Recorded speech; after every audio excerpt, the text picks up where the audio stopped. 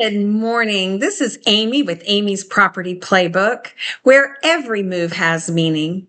I'm a real estate agent with Founders Real Estate in South Carolina and an ARC Homes for Rent representative. Yes, I represent buyers, sellers, and renters.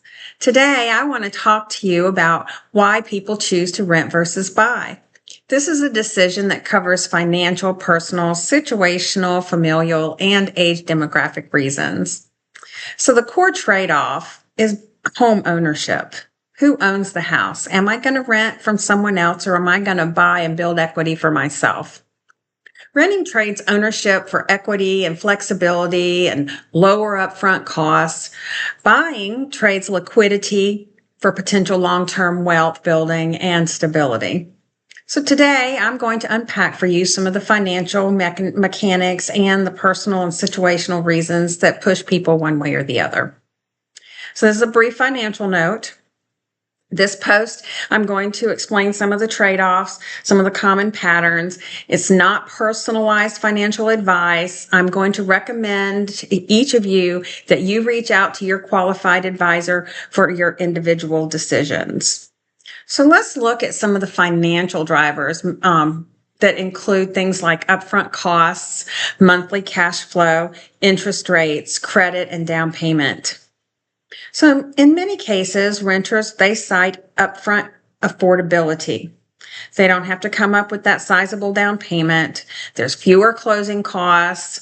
And then there's also the upkeep, the management. And so other subjects to consider are things like monthly cash flow. That really matters. In many markets, including this one, rent can be lower or more predictable than your mortgage rates, your mortgage payment, your taxes, your insurance, your maintenance. I have kids that are Gen Zers, and they choose to rent, which was in the beginning a foreign concept to me, because I always thought, the best thing to do to build something for the future is to buy a house. I'm a realtor, right? They set me straight. They started talking about, well, Mom, I don't have to keep up with the house I'm living in. I'm not tied to this house. So as I get promoted and move to other areas, I don't have a house to sell or something tying me to this market. Renting is just so much easier, and it's short term. And if something breaks, I call my property manager. I don't have to figure out who to call, whether or not they're reputable. Is this going to cost me money? And then there's just so many other factors. So then there's the credit score and the loan access. A lot of young buyers don't have the credit score to make a purchase. Access to the loans is limited. Some people don't qualify for favorable mortgage terms. Some of us make bad decisions when we're in college. So renting is the practical choice at that moment. In terms of interest rates, high mortgage rates raise monthly payments and make buying less attractive for short-term horizons. So folks who rent by choice for job mobility, travel, urban living, and amenity access tend to lead towards those that move for work, want short-term flexibility, or prefer urban benefits such as shopping and access to city life offerings. Renting reduces the friction, which is pretty much what my kids were trying to explain to me, meaning they don't have to sell. There's no long-term maintenance that they have to consider or build a savings for. And then there's many other renters make decisions based on, services available and amenities in the area. So a big question for those types of choices that you need to consider is, when are you planning on moving in the next few years?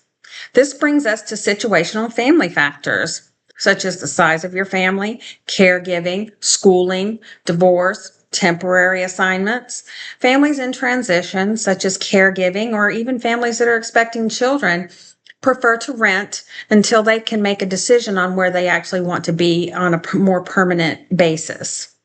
So sometimes renting flexibility allows you to adapt to living arrangements quickly without the burden of selling or buying a home. These types of renters include single professionals, growing families, and families considering the fact that they may have to be caregivers in a short term. So, older adults sometimes rent by choice when downsizing or seeking maintenance free living. But I think Gen Zers consider that too. At least that's what my kids are telling me. Housing composition matters. Singles and small households are more likely to rent in dense urban areas. The cost of buying a house or buying a condo is so high that renting leaves them little options other than renting. So, there are trade offs and practical decisions and checklists that you need to make your consideration and your decisions. Time horizon, cash reserves, local market, family plans, and risk tolerance. So here's a quick checklist. How long are you planning to stay? If it's going to be under 2 years, you're probably going to be better off renting. If it's over 5 years, you're probably going to build more equity by making a purchase. Are you prepared for maintenance and market risk? If you plan to stay 5 or more years and can afford the upfront costs, buying often does make sense. Otherwise, renting may be the better choice. The local market dynamics and personal goals change the calculus. So when you're making these decisions, you need to consider budgeting, saving, research, get a pre-approval, find out how much it's going to cost you. Rent versus buy, pros and cons checklist is always a good consideration. Your action items should include a rent versus buy pro-con list for your market. Get yourself pre-qualified, like I mentioned earlier. Understand borrowing versus renting power. And another thing, build a 3 to 6 month emergency fund. You should be doing that anyway, so go ahead and get started. So today's takeaway, I think, and the renting versus buying decision in the housing market includes a lot of different factors, and a lot of those factors are going to be individual to you. There's going to be the affordability gap, considering rising mortgage payments and required down payments. It makes buying more expensive than renting in many markets. Research shows that mortgage payments can be substantially higher than apartment rents. There's income and age patterns. Home ownership rates are much higher for older and higher income adults. Younger adults and lower income households rent at far higher rates. Preferences and convenience. I love personally living in the city. I have friends and even my own children that prefer living in the country on acreage. So all of those things are going to be considerations. Many renters prefer city convenience, flexibility, and consider those reasons to rent, even if buying could be feasible, such as in the case of my children. So risk, trade-off, and other practical steps. Risks of renting, time equity accumulation, potential for rent inflation, mitigation, build yourself an emergency savings. Like I said, you should be doing that already.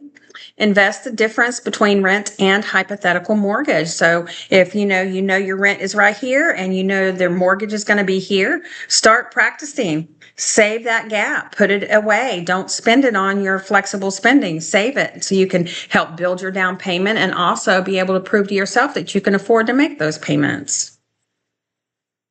And then there's the risk of buying. There's market downturns. We've all heard about the real estate bubbles. We've also heard about the real estate explosions, the lack of housing, the excess housing.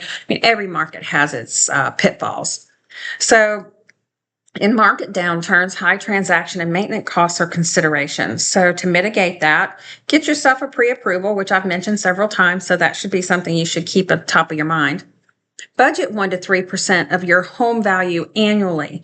That's for upkeep, things like your roof, painting, just different maintenance things that have to be done on a regular basis. You'd be surprised. Sometimes you have plumbing issues, you need new floors.